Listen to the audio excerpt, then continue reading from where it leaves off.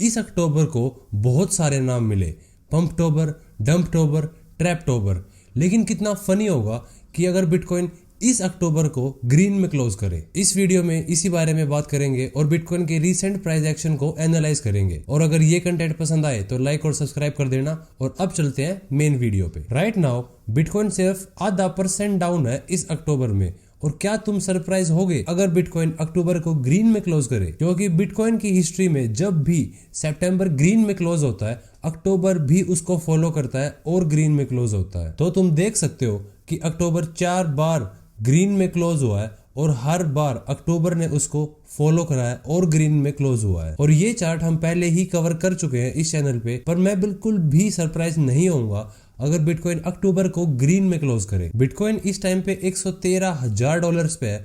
और क्या बिटकॉइन यहाँ से रिट्रेस कर सकता है? हाँ, ऐसी प्रोबेबिलिटीज हमेशा रहेंगी जिसके बारे में हम आगे बात करेंगे। लेकिन ये 4th अटेम्प्ट है एंकर्ड वीवैप से ब्रेकआउट करने का। और इस टाइम प्राइस के अंदर पावर भी दिख रही है कि प्राइस यहाँ से ब्रेकआउट कर सकता है। और बाइनेंस चार्ट पे बिटकॉइन बिल्कुल रेगुलरली हायर लोज बना रहा है। और इस टाइम पे प्राइस $113,000 पे है। और जितनी बार भी प्राइस ने एंकर्ड वीवैप को टच करा है, हमेशा रिजेक्शन मिली है। लेकिन बार बार एक लेवल को हिट कर करके वो लेवल वीक हो जाती है और चांस बढ़ जाते हैं वहां से ब्रेकआउट होने के। तो ये सब ध्यान रखते हुए अब एलियट वेव सिनेरियो देखते हैं कि हाई प्रोबेबिलिटी किस सिनेरियो की है। सबसे पहले बियरिश सिनेरियो देखते हैं, जिसकी प्रोबेबिलिटी अब हर घंटे कम होती जा रही है। मैंने पिछली वीडियो में बताया था कि ये मल्टी 1-2 है, जिसके बाद यहाँ मल्टी 4-5 फॉर्म हो सकते हैं। लेकिन जैसा हमने वीडियो के स्टार्ट में देखा कि प्राइस लोज को हिट करना ही नहीं चाहता और बिना लॉस को हिट हुए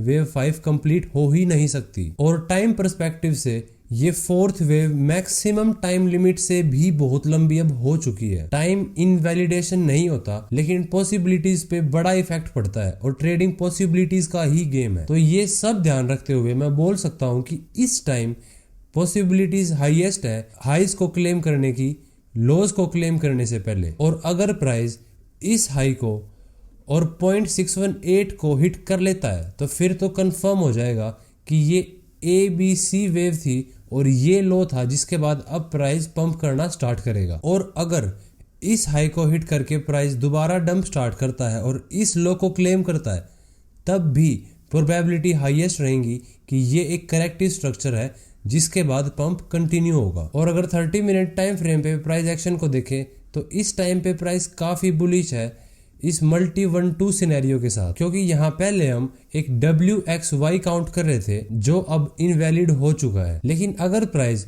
बिना इस हाई को हिट करे यहीं से डंप स्टार्ट कर देता है तो फिर हम इस X को इस लो पे रख सकते हैं और इस Y को यहाँ पे, क्योंकि फिर ये एक ABC W वेव के अंदर और ABC फ्लैट Y वेव के अंदर और एक simple ABC zigzag Y wave के अंदर ऐसे इसको काउंट कर सकते हैं, जो कि एक करेक्टिव स्ट्रक्चर होता है। लेकिन अभी के लिए ये एक मल्टी 1-2 बेटर काउंट होता है, जिसके अंदर प्राइस इस 3rd वेव के अंदर भी यहाँ मल्टी 1-2 ही फॉर्म कर रहा है, जिसमें इस हाई से ब्रेकआउट हो सकता है और हम इस पंप के अंदर ये स्मॉल ब्रेकआउट्स ट्रेड कर सकते हैं। और जैसे ये 3rd वेव यहाँ मल्टी 1-2 से स्टार्ट हुई है, वैसे ही इस 3rd वेव के बाद ये यहाँ मल्टी 4-5 फॉर्म करके अपनी इस 3rd वेव को फिनिश करेगी, जिसके बाद हायर टाइम फ्रेम की वेव 4-5 फॉर्म होंगे। और उसके बाद के प्राइस एक्शन को फिर हम एनालाइज करेंगे कि क्या ये एक करेक्टिव स्ट्रक्चर फॉर्म हो रहा है